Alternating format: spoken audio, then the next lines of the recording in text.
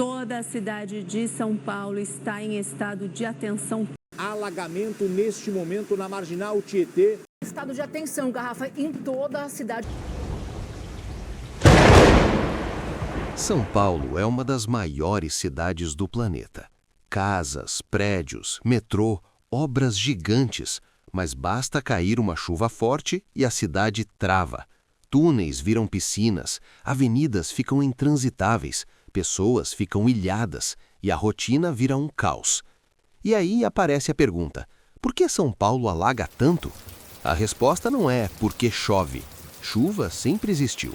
O que existe é um conjunto de fatores, naturais e humanos, que se somam e fazem a água ganhar força, velocidade e encontrar a cidade no caminho. Hoje eu vou explicar isso de um jeito claro, sem achismo, usando fatos e especialistas. No final, eu também vou mostrar o que realmente reduz alagamentos e por que algumas soluções famosas, sozinhas, não resolvem. Primeiro, uma diferença importante. Cheia de rio é um processo natural. Rios de planícies aluviais, aquelas áreas mais baixas e planas, naturalmente extravasam em certos períodos. Isso é o que a natureza faz para dissipar energia e espalhar a água. O problema começa quando a gente ocupa exatamente as áreas que deveriam receber essa água. Aí a cheia natural vira inundação urbana. Água dentro de casa, prejuízo, risco e tragédia. E São Paulo tem uma característica natural importante. Especialistas explicam que a capital está numa região naturalmente sujeita a cheias, e a ocupação do território transformou esse processo em um problema urbano criado, e não apenas um fenômeno da natureza. Grandes municípios brasileiros não foram planejados para respeitar os ciclos hidrológicos. A água evapora, chove, infiltra no solo, vai para córregos, rios e segue para o mar, e o ciclo recomeça. O que acontece em São Paulo? A chuva cai sobre o solo impermeável, não infiltra, escorre com velocidade, entra em sarjetas e galerias que muitas vezes não suportam o volume. Ou seja, o problema não começa no rio Tietê. O problema começa na calçada, no asfalto e no telhado. A cidade acelera a água e joga tudo para os pontos baixos. Vamos imaginar uma área de terra com árvores. Quando chove, parte da água infiltra, parte evapora e parte escorre lentamente. Agora imagina essa mesma área coberta por asfalto e concreto. A água não entra no solo, ela vira enxurrada. Essa enxurrada é perigosa por dois motivos. Primeiro, ela chega muito rápido nos córregos e rios. Segundo, ela carrega lixo e sujeira que podem entupir a drenagem, piorando o alagamento justamente quando a água precisa escoar rápido.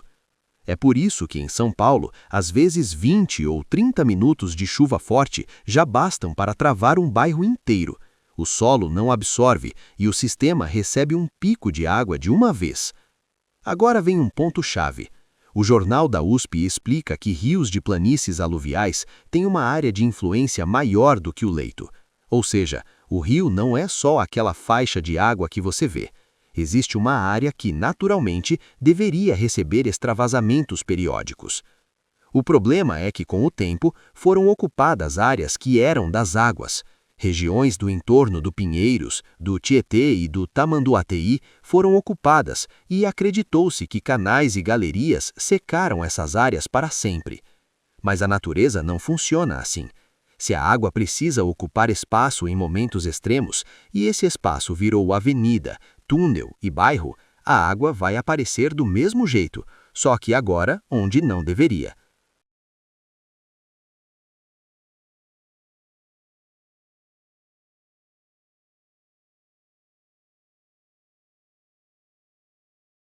Tem outra coisa que muita gente não percebe. São Paulo tem um histórico enorme de canalização e enterramento de rios e córregos. Quando isso acontece, você muda o comportamento do escoamento. A água escorre com grande velocidade para sarjetas e galerias que muitas vezes não suportam o volume. Agora vamos ao ponto que todo paulistano já viu: as marginais, principalmente em dias de chuva forte. as marginais concentram alagamentos e que a solução não está apenas em obras nos rios Pinheiros e Tietê. Por quê? Porque as marginais ficam justamente nas partes mais baixas do relevo urbano e recebem água de vários lugares ao mesmo tempo. É como se a cidade toda escorresse para esses corredores. Quando muitas microbacias drenam ao mesmo tempo, o volume chega junto e pode ultrapassar a capacidade. E quando ultrapassa, acontece o que você já viu: transbordamento, pista bloqueada e a cidade travada. E aí não é só trânsito, é ambulância, é ônibus, é gente indo trabalhar, é prejuízo em cadeia. E tem dias que o problema é ainda maior porque o volume é simplesmente extremo. Segundo o CGE, em um período de 10 dias, choveu 179,9 milímetros, que era 83% da média esperada para o mês. E em apenas 3 horas, foram cerca de 60 milímetros. 60 milímetros é como jogar 60 litros de água em 1 metro quadrado. Além disso, o INMET registrou que a capital paulista teve o maior volume de chuva em 24 horas para um mês de fevereiro em 37 anos, naquele episódio. Quando a chuva vem assim, intensa e concentrada, qualquer cidade sofre, mas uma cidade impermeabilizada e construída sobre várzeas sofre muito mais. Agora vamos falar do assunto que sempre aparece: piscinões. A cidade tem dezenas de piscinões e que eles são sempre lembrados como obras que diminuem enchentes, mas também traz a visão de que, do jeito que são operados, podem virar parte do problema. Acumulam lixo, têm manutenção reduzida e podem transbordar. Piscinões substituem de alguma forma a função das várzeas, que eram áreas naturais de recepção de água. Ou seja, eles tentam recriar um pulmão que a cidade eliminou. Mas não basta colocar piscinões e manter a cidade cercada de asfalto e construções que impermeabilizam o solo. Você precisa de medidas combinadas, infraestrutura verde, para a água infiltrar mais e chegar mais devagar. E aí entram soluções como jardins de chuva, biovaletas, calçadas e pisos permeáveis e plantio de árvores, medidas que ajudam a segurar a água onde ela cai, em vez de mandar tudo correndo para o fundo do vale. Tem mais um fator que está ficando cada vez mais importante: eventos extremos. As enchentes tendem a vir com mais intensidade por causa de eventos extremos associados às mudanças climáticas.